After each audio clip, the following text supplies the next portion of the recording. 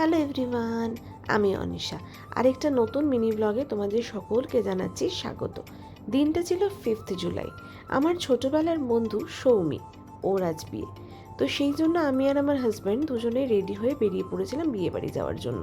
কিন্তু সেদিনকে না বিয়েবাড়ি যেতে যেতে অনেকটাই রাত হয়ে গেছিলো, বিকজ ও অফিস থেকে ফিরেছে, তো সেই সমস্ত করতে আর কি যা হয়।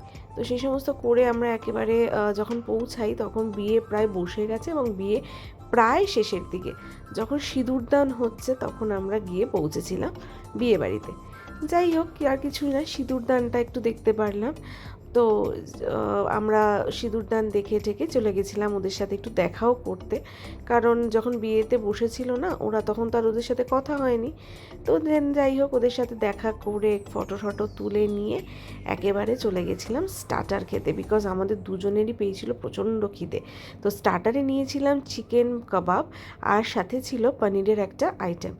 তো তোমরা আমাকে দেখে বুঝতেই পারছো আমার প্রচণ্ড পেয়েছিল খিদে। তো আমি ভিডিও করার অত আমার ছিল না, আমার খিদে তখন এত বেশি পেয়েছিল।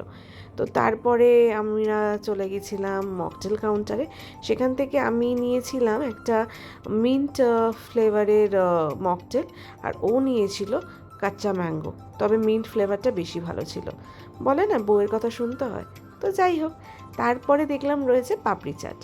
তো পাপড়ি চাটের কাউন্টারে খেলাম পাপড়ি চাটও। পাপড়ি চাটটাও ভীষণ ভালো হয়েছিল।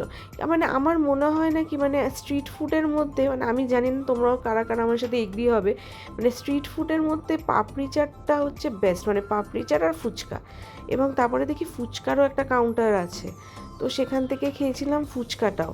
তো এবং কি বলবো, আমার না সেদিনকে মন ভরে গেছিলো পাপড়ি চাট আর ফুচকা খেয়ে। তো পাপড়ি চাট ফুচকা খেয়ে পেটটা বেশ ভরে গেছিলো। তারপরে বসে পড়েছিলাম ডিনার করতে, এবং ডিনারে মেনুটা যা ছিল সেটাও বেশ আমার পছন্দ মতো মেনু ছিল, এবং আমরা ওয়েট করছি কখন আমাদেরকে খেতে দেবে।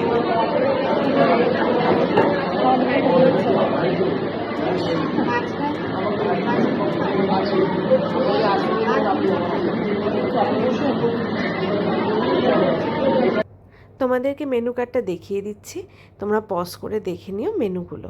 আর আমি নিয়েছিলাম চানা মশালা, আর তার সাথে কুলচা, আর তার সাথে ছিল ফিশ ফ্রাই। আমি যদিও অল্প একটু ভেজ রাইস নিয়েছিলাম, আর তার সাথে ছিল মাটন। আর আমার খাওয়া কমপ্লিট হতে না হতেই ওরা চাটনি, পাঁপড় আর মিষ্টি দিয়ে গেছিলো, আর লাস্টে ছিল আইসক্রিম। আজকের জন্য এইটুকুনি, টাটা।